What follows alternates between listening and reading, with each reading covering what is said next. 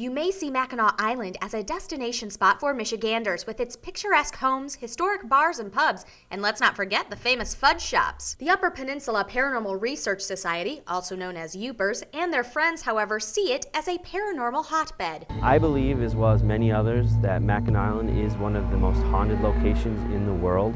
Based on its small size and the sheer number of ghosts and ghost stories that come from numerous locations around the island, I truly believe that Mackinac Island is the island of the dead. Members of the team say that this may be the most haunted place in Michigan. Even though many of the shops and buildings have been renovated over the years, owners and patrons still take pride in all of the history and the ghost stories. I was closing one night and I was working with the till, and one of the wine bottles from the top shelf fell off the rack and then hit the floor, but it didn't roll or bounce, and it didn't break.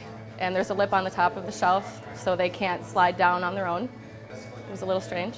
I don't know, I think something just wanted us to know that it was here and say hello. Normally, for larger investigations like this one, the team gets between a few nights to a week to complete it, but this time they only had one night to investigate Mission Point. According to one of the team's co-founders, Tim Ellis, the team had a rough ride back to the UP on the ferry after investigating. He says they were being rocked by some of the largest waves he had ever seen on the lake. What really surprised me, though, and could have been the most scary thing all weekend long, was the ride home.